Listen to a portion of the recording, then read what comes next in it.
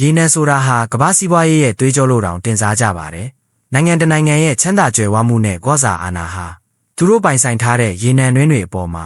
အများကြီးမူတည်နေတာပါ။ဒါဆိုရင်ကမ္ဘာပေါ်မှာရေနံအရန်အင်အားအများဆုံးပိုင်ဆိုင်ထားတဲ့နိုင်ငံကဘယ်နိုင်ငံဖြစ်မလဲ။လူများစုကဆော်ဒီအာရေဗျလို့ထင်ကြပါလိမ့်မယ်။ဒါပေမဲ့တကယ်တမ်းနံပါတ်1နေရာမှာရှိနေတာကဆော်ဒီမဟုတ်ပါဘူး။ဒီနေ့ဗီဒီယိုထဲမှာတော့ကမ္ဘာရေနံအရန်အင်အားအများဆုံးထိပ်သီး10နိုင်ငံကဘယ်နိုင်ငံတွေလဲသူတို့စီကရေနံတွေကဘလောက်တောင်များပြားတာလဲဆိုတာကိုအသေးစိတ်တင်ဆက်ပေးသွားမှာဖြစ်ပါတယ်။တင်မထင်မှတ်ထားတဲ့နိုင်ငံတွေလည်းဒီစရင်းထဲမှာပါဝင်နေတာမို့ဗီဒီယိုကိုအဆုံးထိကြည့်ရှုဖို့ဖိတ်ခေါ်လိုက်ပါတယ်။ကမ္ဘာရေနံအကြောင်းပြောမယ်ဆိုရင်အရှေ့လယ်ပိုင်းဒေသကိုချန်လက်ထားလို့မရပါဘူး။ဒီဒေသဟာကမ္ဘာရေနံအရန်အင်အားရဲ့ထက်ဝက်နီးပါးကိုပိုင်ဆိုင်ထားတာပါ။အဆင့်ခွန်မှာရှိနေတာကတော့ဧရိယာသေးငယ်ပေမဲ့ရေနံအင်အားကြီးမားတဲ့ကူဝိတ်နိုင်ငံမှာသူတို့စီမှာရေနံစီပေါင်း100ဘီလီယံကျော်ရှိပြီးကမ္ဘာအကြီးဆုံးရေနံတွင်းကြီးတစ်ခုဖြစ်တဲ့ဘာဂန်ဖီးထာဒီနိုင်ငံမှာရှိတာပါအဆင့်6ကတော့အာရက်စော်ဘွားများပြည်ထောင်စု UAE ပါသူတို့မှာရေနံစီ113ဘီလီယံနီးပါးရှိပြီးအဘူဒါဘီမြို့ဟာအဓိကရေနံထွက်ရာဒေသကြီးဖြစ်ပါတယ်အဆင့်5ကတော့အီရတ်ပါစစ်ပွဲတွေနဲ့မတည်ငြိမ်မှုတွေရှိခဲ့ပေမဲ့သူတို့စီမှာရေနံစီ145ဘီလီယံခန့်ရှိနေသေးပါယူမိုင်လာနဲ့ဝက်စကွီနာလိုမျိုးကမ္ဘာအဆင့်မီရေနံတွင်းကြီးတွေဟာအီရတ်ရဲ့စီးပွားရေးကိုပြန်လည်ထူထောင်ပေးနေပါတယ်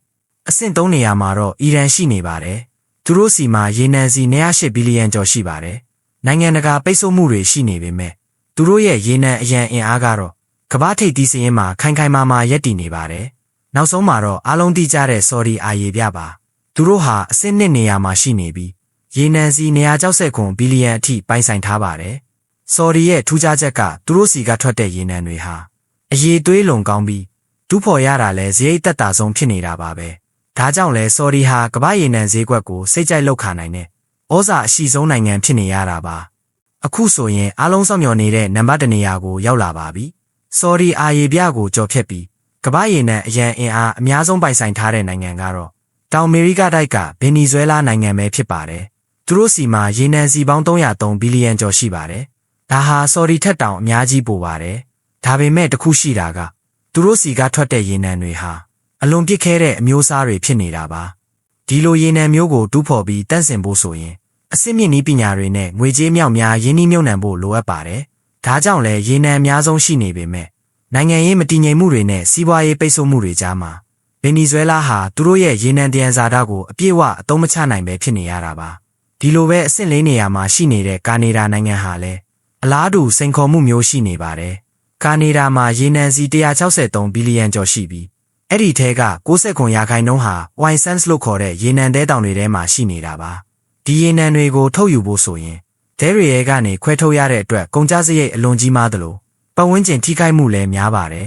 ်ဒါကြောင့်ကနေဒါနဲ့ဗင်နီဇွဲလားတို့ဟာရေနံအင်အားကြီးနိုင်ငံတွေဖြစ်ပေမဲ့ထုတ်လုပ်မှုပိုင်းမှာတော့အခက်အခဲများစွာနဲ့ရင်ဆိုင်နေရတာဖြစ်ပါတယ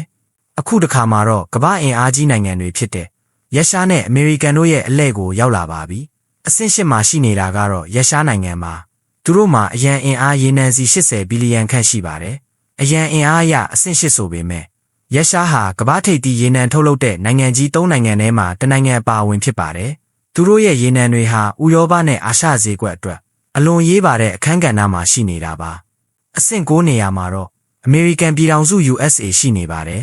အမေရိကန်ရဲ့အရန်အင်အားဟာရေနံစီ55ဘီလီယံကနေ83ဘီလီယံဝန်းကျင်အထိရှိနိုင်တယ်လို့ခန့်မှန်းကြပါတယ်။အမေရိကန်ရဲ့ထူးခြားချက်ကတော့နည်းပညာပါပဲ။ဖျက်ကင်းလို့ခေါ်တဲ့ကြောက်လွာတွေကိုအကွဲစေပြီးရေနံထုတ်ယူတဲ့နည်းပညာကြောင့်အရင်ကထုတ်လို့မရတဲ့ရှေးဝိုင်တွေကိုအမြောက်များထုတ်လုပ်နိုင်လာပြီးကမ္ဘာအကြီးဆုံးရေနံထုတ်လုပ်သူဖြစ်လာခဲ့တာပါ။နောက်ဆုံးအဆင့်10ကတော့အာဖရိကတိုက်ရဲ့ရေနံပွင့်လက်ပြားပဲဖြစ်ပါတယ်။သူတို့စီမှာရေနံစီ48ဘီလီယံကျော်ရှိပါတယ်။လက်ပြားရေနံဟာဈေးကွက်မှာအလွန်နာမည်ကြီးပါတယ်။ဘာကြောင့်လဲဆိုတော့သူတို့စီကထွက်တဲ့ရေနံဟာစာဖာပါဝင်မှုအလွန်နည်းတဲ့အမျိုးအစားဖြစ်လို့ဓာတ်ဆီအဖြစ်တန့်စင်ရတာအလွန်လွယ်ကူပြီးစရိတ်သက်သာလို့ပဲဖြစ်ပါတယ်။ခြုံငုံကြည့်မယ်ဆိုရင်ရေနံအရန်အင်အားအများဆုံးရှိုံနဲ့တင်မလုံလောက်ဘူးဆိုတာကိုကျွန်တော်တို့တွေ့ရမှာပါ။ဗင်နီဇွဲလားနဲ့ကနေဒါတို့လိုနေပညာနဲ့နိုင်ငံရေးစိန်ခေါ်မှုတွေရှိနေသလိုဆော်ဒီနဲ့အမေရိကန်တို့လိုထုတ်လုပ်မှုစွမ်းအားအလွန်ကောင်းတဲ့နိုင်ငံတွေလည်းရှိနေပါတယ်။ဒီတယံဇာတတွေဟာနိုင်ငံတနိုင်ငံကိုကျွယ်ဝစေနိုင်တယ်လို့တစ်ဖက်မှာလည်းကမ္ဘာစီးပွားရေးနဲ့နိုင်ငံရေးအခင်းအကျင်းကိုအမြဲတမ်းပြောင်းလဲနေစေတာဖြစ်ပါတယ်။နောက်ထပ်စိတ်ဝင်စားစရာအကြောင်းအရာတွေကိုလက်မလို့ရအောင် ကျွန်တော်တို့ရဲ့ channel လေးကိုလည်း follow လုပ်ထားဖို့လည်းမမေ့ပါနဲ့အောင်ကြည့်ရှုပေးတဲ့အတွက်ကျေးဇူးအထူးတင်ပါတယ်နောက်ထပ်ဗီဒီယိုမှာပြန်ဆောင်ကြပါမယ်